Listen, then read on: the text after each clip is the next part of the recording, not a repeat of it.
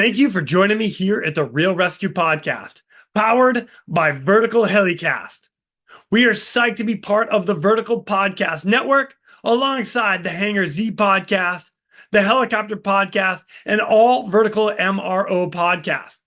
Go check them out at verticalhelicast.com. Now, a quick shout out to our sponsors for this episode. Onboard Systems, Hoist and Winch. When lives are on the line, proven performance means everything. Check them out at onboardsystems.com. Ready Swimmer. Training the body, sharpening the mind, building leaders. Our mission to make you ready. Check them out at readyswimmer.com. And of course, the realresqstore.com. Get all your swag to help support this podcast at the realresqstore.com. Now, coming up next in this ASTerisk episode, we had the opportunity to sit down while we were at European Rotors in Amsterdam with one of the guys from Onboard Systems, Hoist and Winch. Since the transition from one company to the next, he sits down and answers a couple questions and gives us some insight as to what's coming in the future. Please welcome our next guest, Mr. Nick Demogines. My name is Jason Quinn. I am United States Coast Guard Rescue Swimmer number 500. These are my rescues and rescues from those of us that put our lives on the line every day so others may live. This is the Real ResQ Podcast.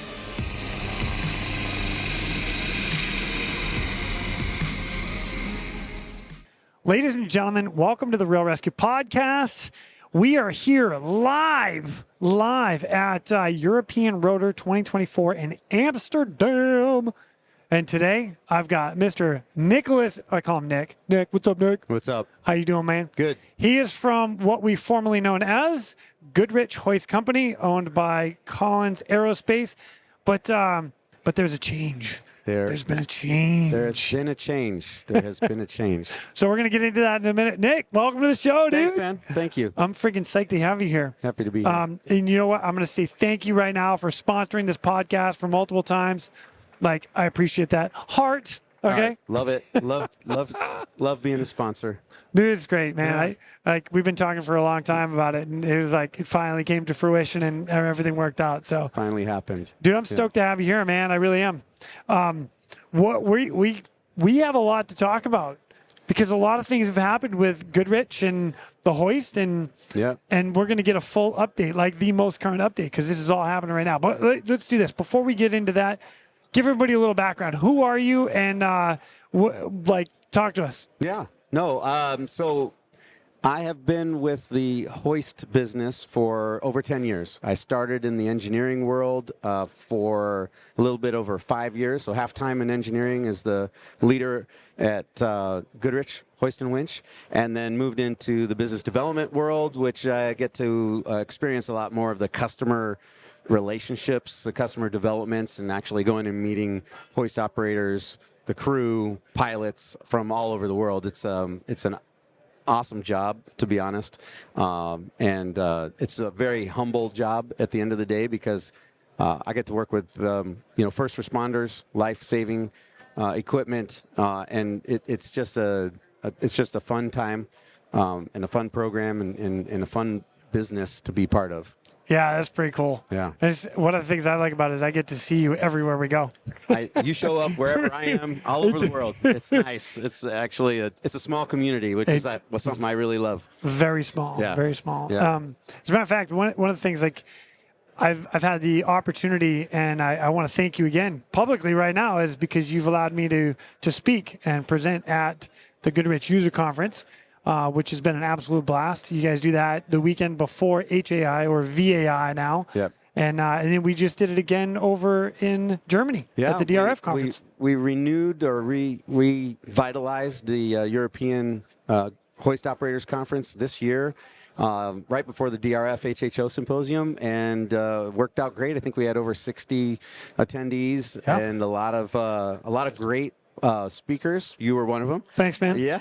I just appreciate you saying yes. It was great. I think it was, we want to have more of those. Honestly, we'll have one right before Verticon, next year in Dallas.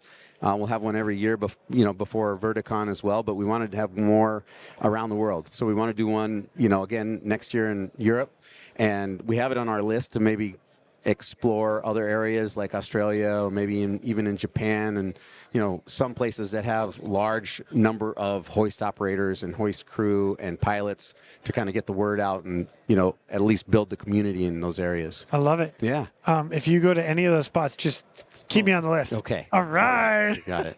Yeah. Yeah. What do you mean? Australia sounds fun. I'm just saying, dude. I mean, you sounded like a little low tone there. Like, oh yeah, I'm not really gonna bring you, but no, I will. You'll probably end up there anyway.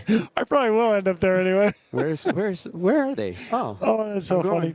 One of the other things the reason I brought that up specifically is I know that you and I talked while we were in Germany about the potential of the next user conference. You wanted to get a little more in depth with outside of SAR and some of what the hoist is being used for, like harbor pilot transfer, gear and equipment. So for those that are out there that you want to build it bigger than just that, because the hoist is used for a lot more than just search and rescue. It is. And I don't think people quite knew that. No. Yeah. It's only if you are in the other applications. If you're doing work in other applications, then you're using the hoist for things other than SAR. So originally the hoist was designed specifically as a rescue hoist. Right. But today it's not. It's actually a way of commuting, if you will, from one place to another. So the Sea Pilot transfer application, you're raising and lowering people onto cargo ships. You have the wind turbine operations. So,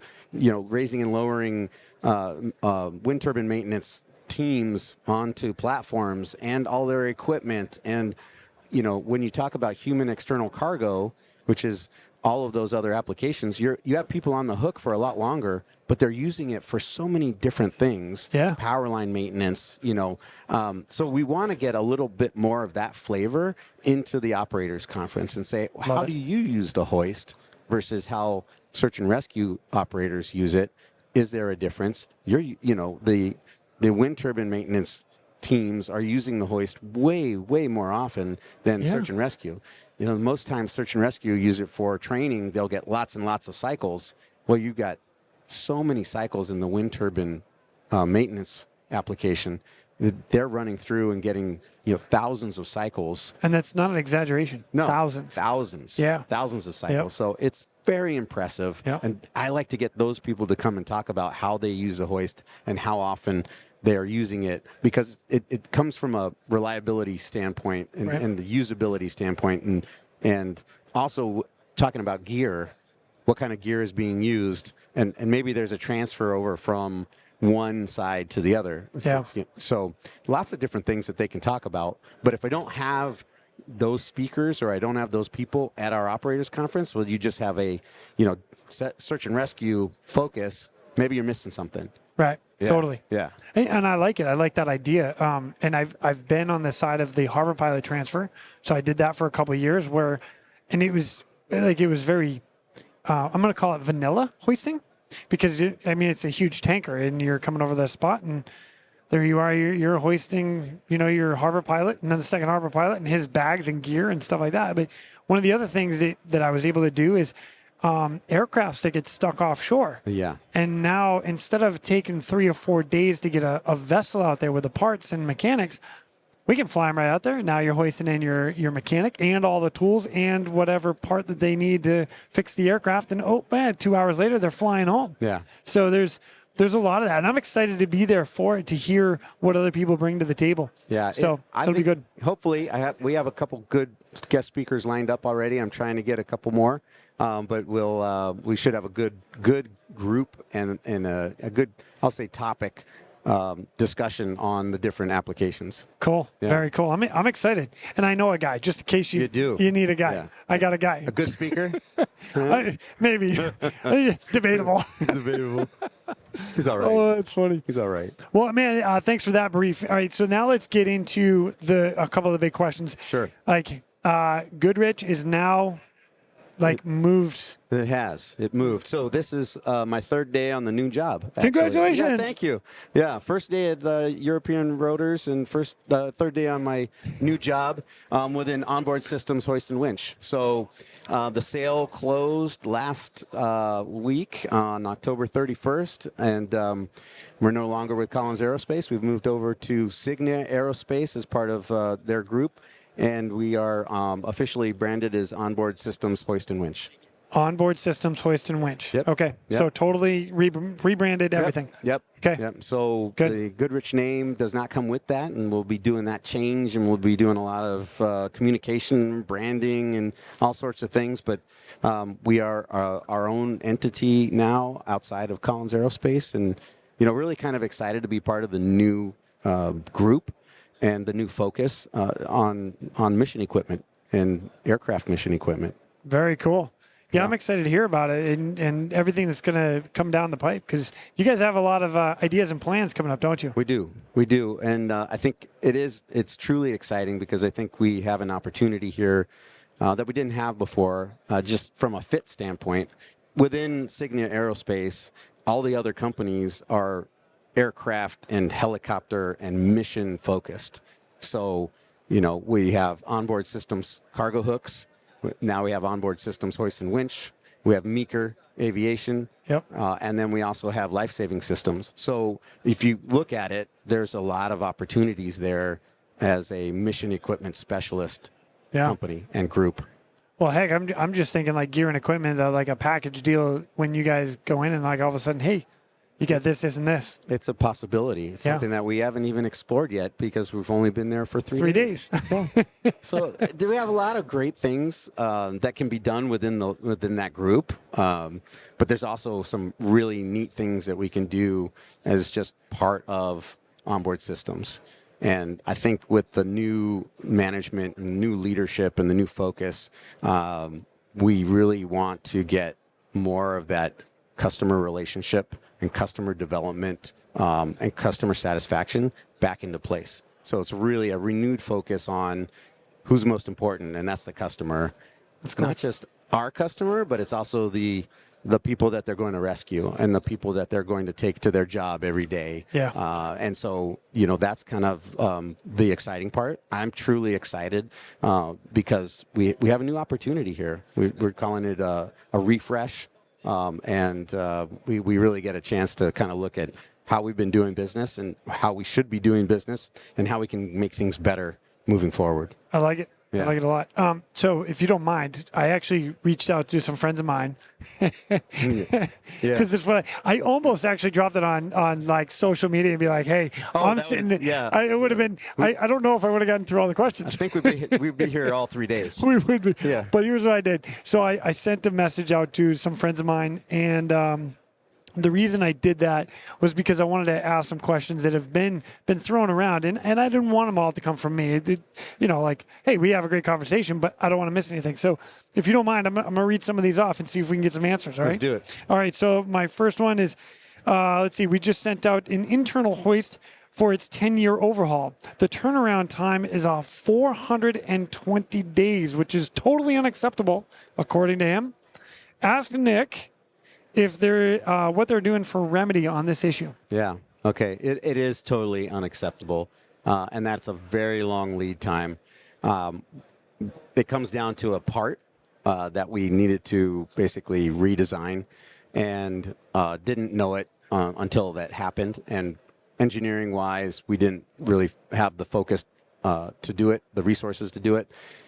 Part of the plan is, of course, to improve that, but really it's getting the engineering focus and the attention to make sure that we can actually drive that 420 days much, much lower.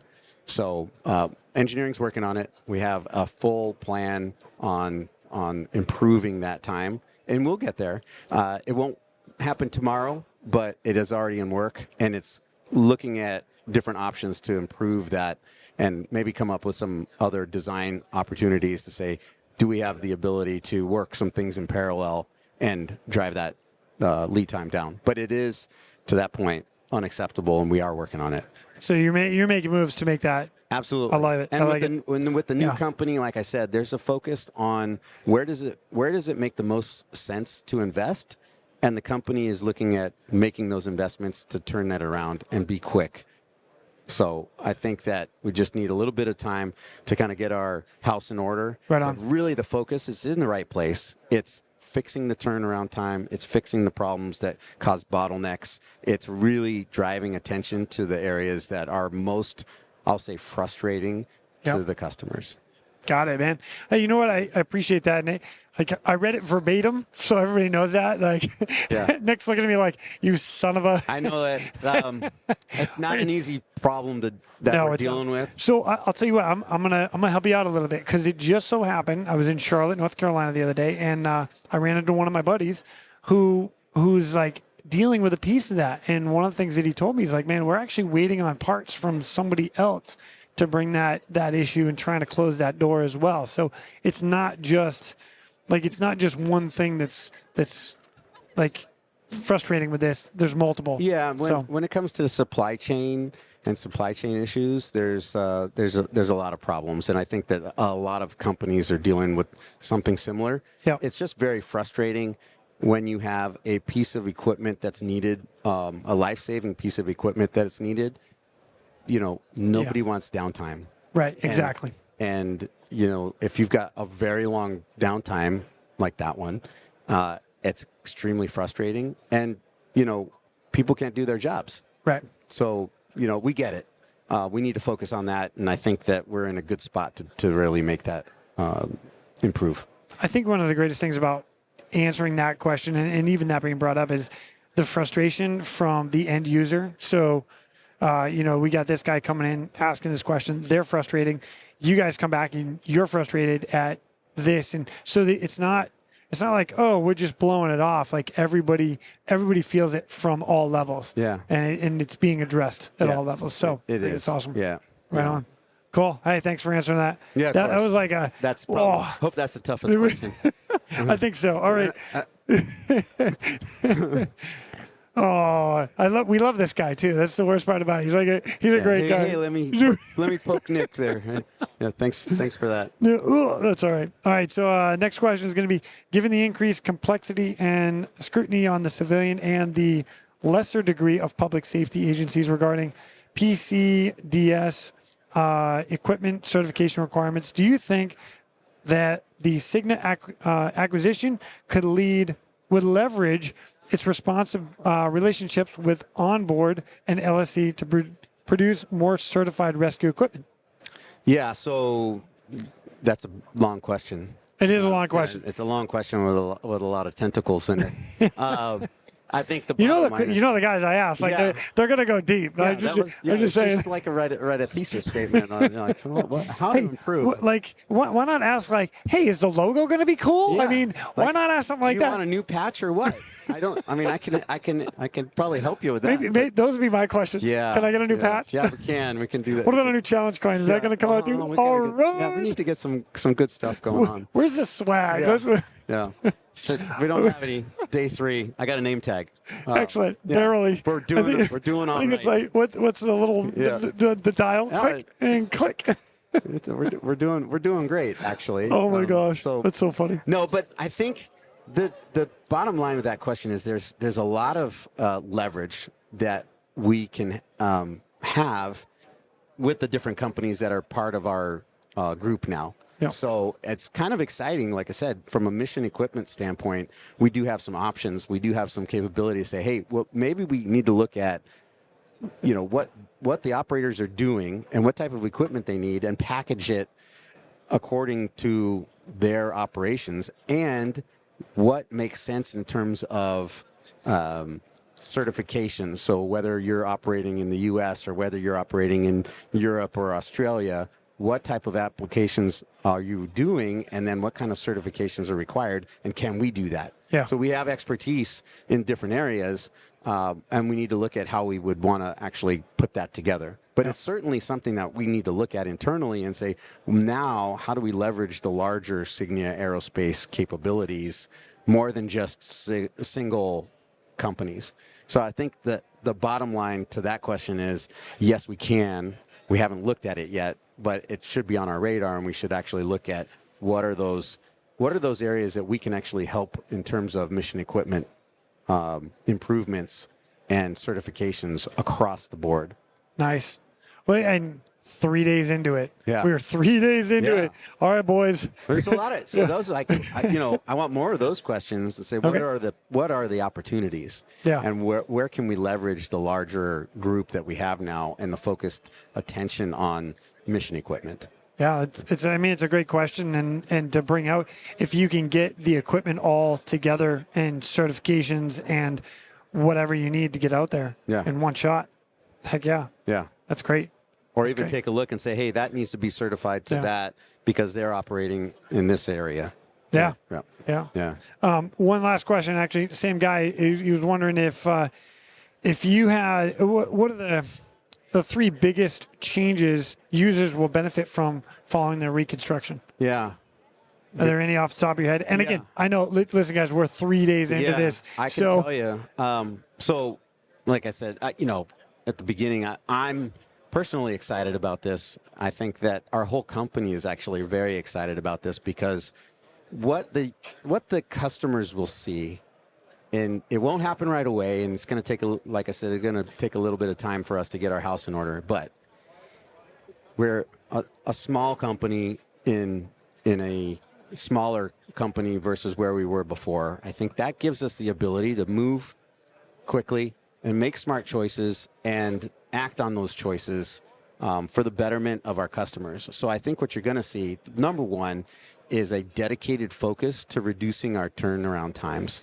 So improving our MRO performance, I think, is number one. Getting the hoists back to the operators who need them in the shortest amount of time possible, number one focus. And I think you're going to see that drive a renewed focus on customer satisfaction, customer communication. So those are the benefits that you're going to see. The other thing that we're going to be very focused on is getting Pegasus, our next generation hoist, out. It's on my list of questions. Is that on the list? So I'll bring that up. I said, that's another area of focus that I think we are going to be very, very, again, looking at very closely about how to improve our timeline and getting that out to market as quickly as we can. With the design set, with the requirements meeting, with the design meeting the requirements from EASA and our customers. Love it. Yeah. So I think really driving down MRO, turnaround times, improving the performance, better communication, better customer relationships, and then getting Pegasus out to market. Those are top three. Top three. Yeah. Right on. Hey, guys, I want to say thank you to everybody that just sent those questions, those few guys. And it's actually, I sent it, again, we're in Europe, so I sent it this morning. I think it was 4 a.m. when they received the message. So they literally woke up, looked at it, and was like, oh, I got questions. Yeah. Boom, and then rattled it off. So before I get into Pegasus, one of the questions I've got is, so some of your maintenance training, is that going to change on the house where guys and PE operators can come in and get some sort of maintenance training?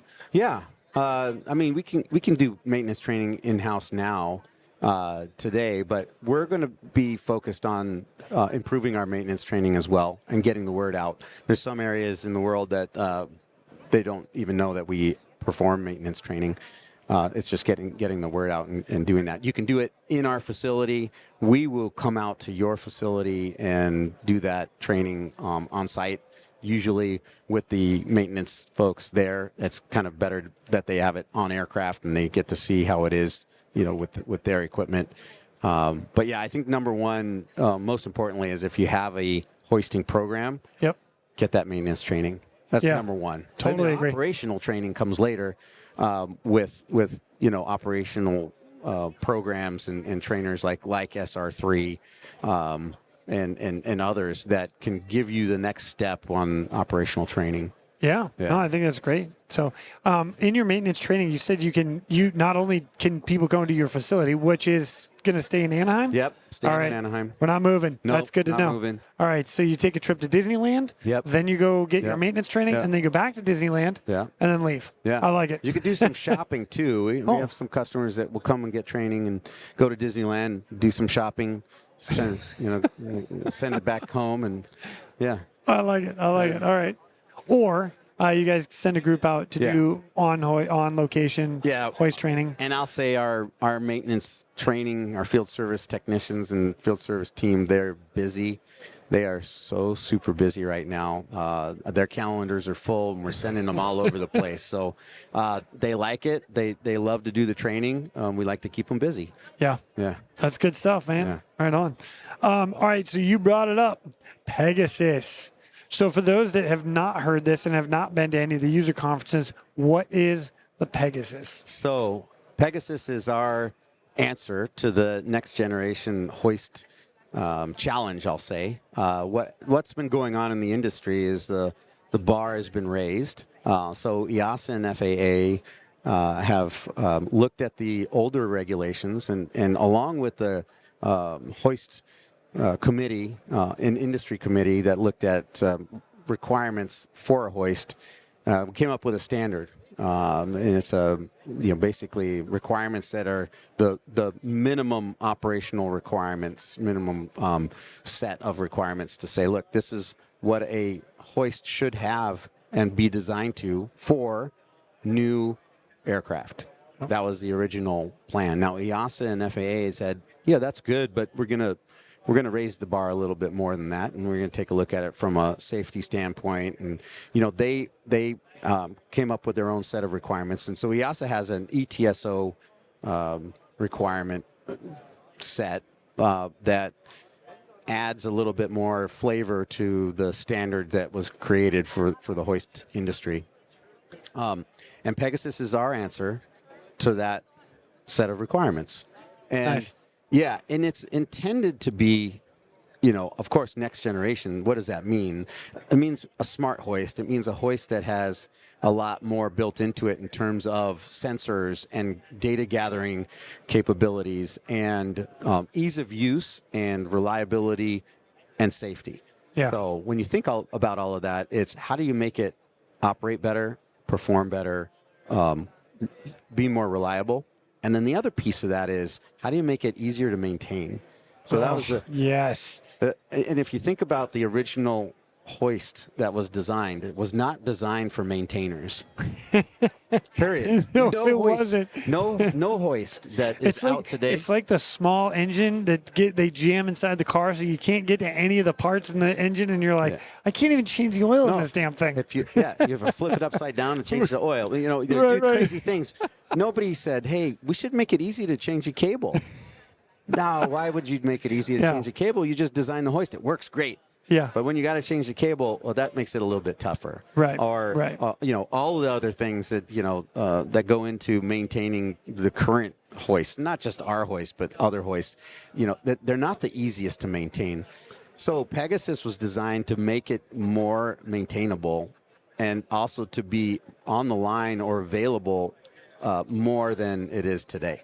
So today, if something happens with your hoist, you have to send the whole hoist back. Yes. We're designing Pegasus to have modular pieces of equipment. So if something happened, say, in the gearbox, you don't have to send the whole hoist back. You can take the gearbox out, put a new gearbox in, and go send the old gearbox back and get it repaired. So you may not have to send the whole hoist back and wait for it to go through repair and refurbishment. So there's a lot of things that were designed, and we are designing to have in Pegasus that make it easier for the operator, but also easier for the maintainer.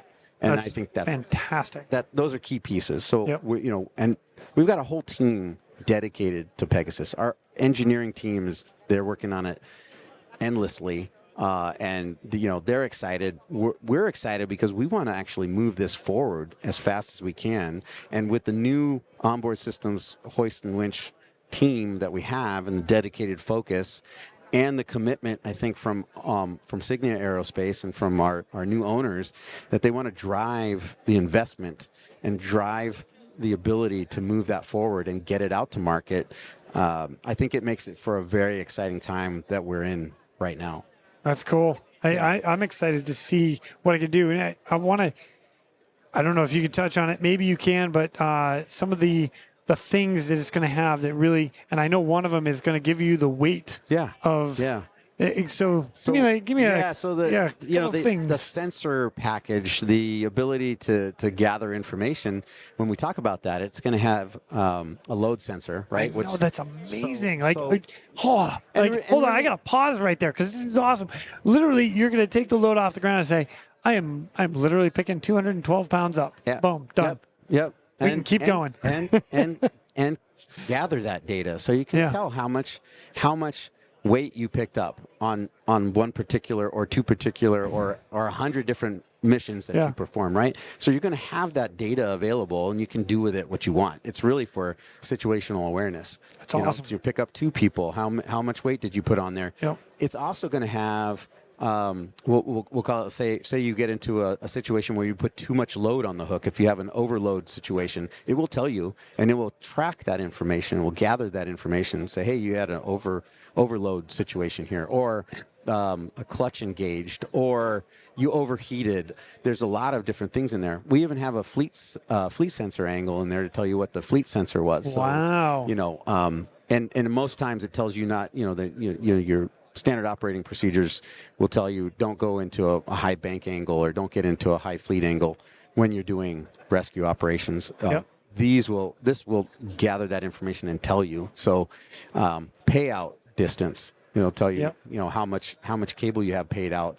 And they'll have that information available on the pendant, which is part of the newer set of requirements. You have to have that information available. Again, it's situational, but you need, those are the new world, new requirements that are part of the Hoist standard and the EASA ETSO. Man, I love that. It's as a hoist operator, those things are going to be so beneficial from multiple aspects. Because right now, it's like you're kind of guessing, like, it's about 100 pounds, about 200 pounds. Yeah. Okay, so you're doing your calculations, and you're like, and I've been on the bottom of the hook where I've connected.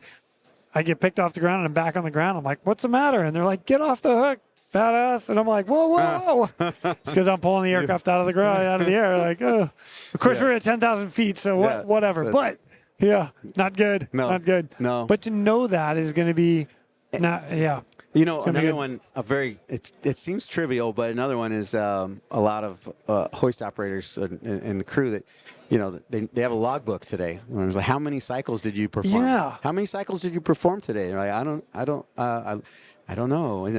I was keeping track, and it was 1 1 1 cross 1 1 1 1 cross. 15 or whatever you have to put down in the logbook. Well, with Pegasus, it's like I said, it seems trivial, but it will keep track of that information. It will have that, and it will compile that, and it will tell you when you need to change the cable, for instance, or when you're getting close to an oil change. Yeah. Simple things that you don't think about, like they're in your car today. They don't exist on the current hoist. Yeah. Just that information doesn't exist. Or you'll have that, and you can use it, like I said, however you want, but just keeping track of your cycles, easy, done. Nice. Yeah. That's going to be so cool. I love it. So what is a cycle? A cycle. Yeah, what is a cycle? You want what? You want my definition? You want to? This is one of the debate questions that are out there. Cycle, and I don't know if we figured out what to call it with Pegasus. But cycles, lifts. Listen, if you pay out the cable and it goes below the bottom of the aircraft, skids, whatever, if it goes below the bottom of the aircraft and back up again, it counts as a cycle. In my book. That's my book as well, but there are other books. There are lots of other books. Yeah, there are other books. My definition. Hold on, let me back you up on this one.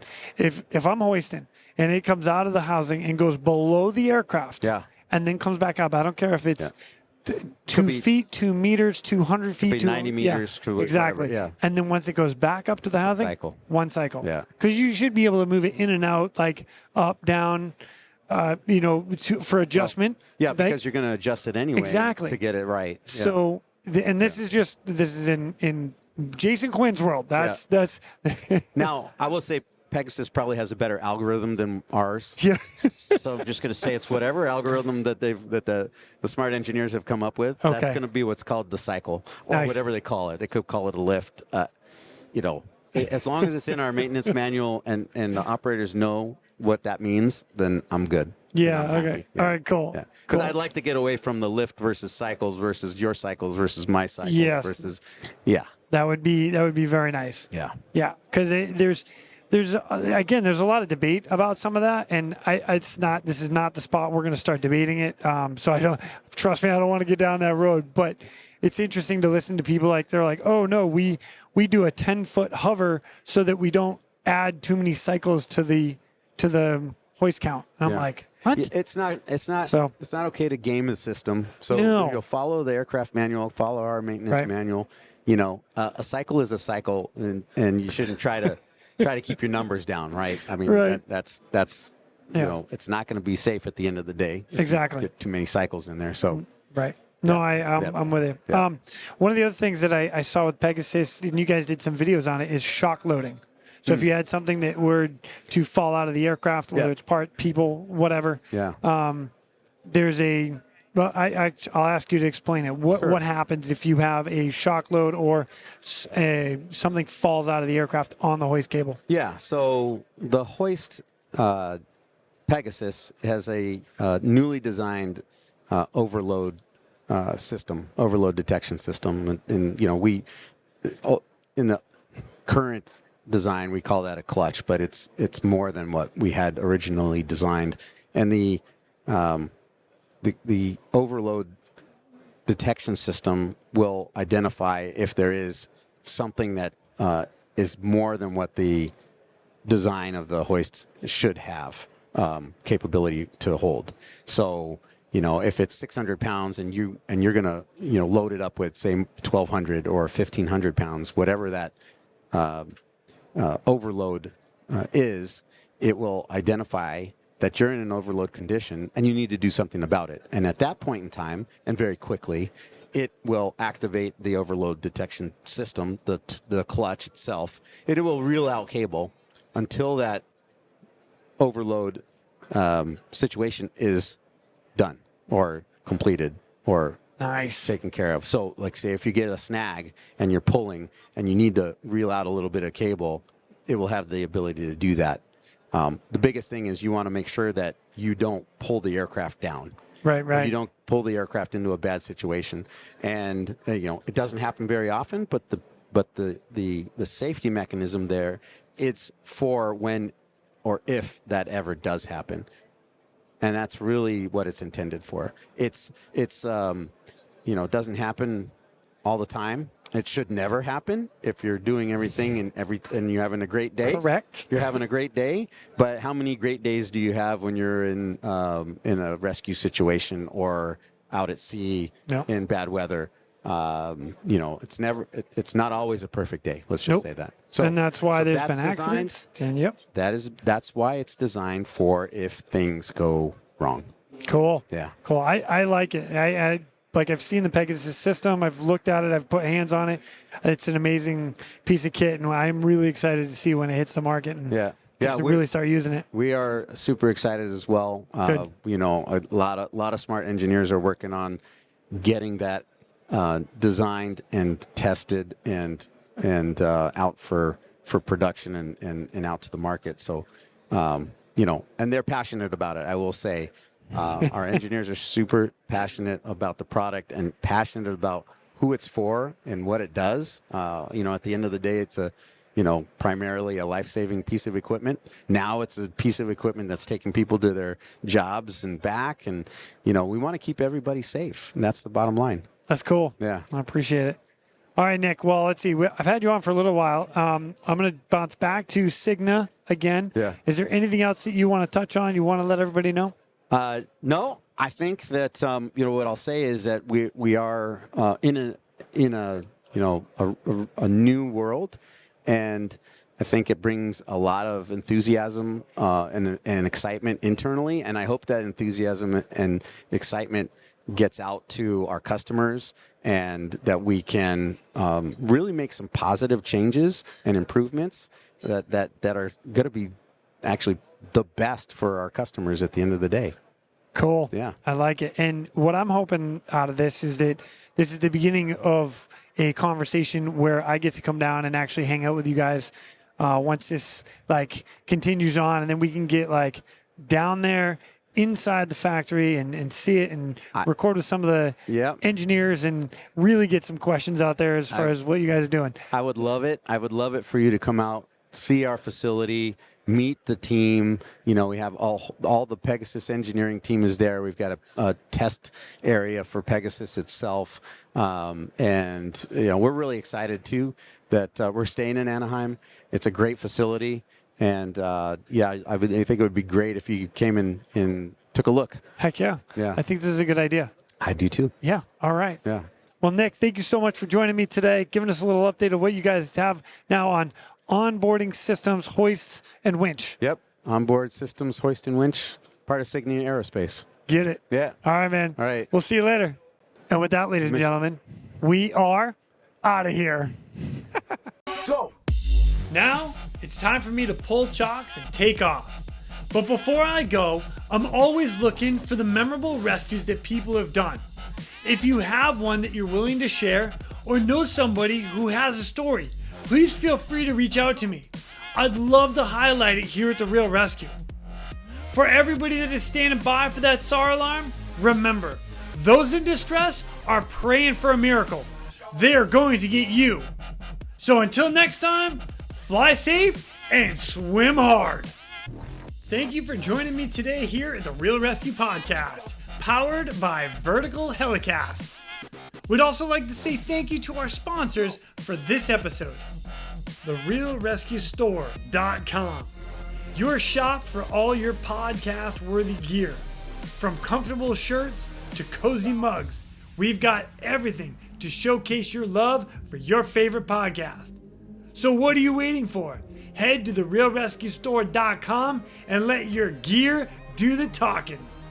And attention all rescue professionals and tactical athletes. Ready Swimmer and the Real ResQ have teamed up to bring you the ultimate solution in tactical athlete training. Developed by military rescue professionals, our team boasts over 60 years of combined experience.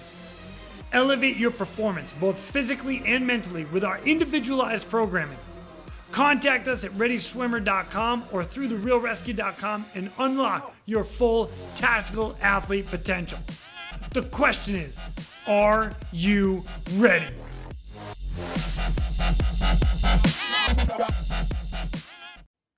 Hey guys, it's Halsey Scheider with the Helicopter Podcast. And hold on, who is this for? Who? Oh, okay, I'll read this.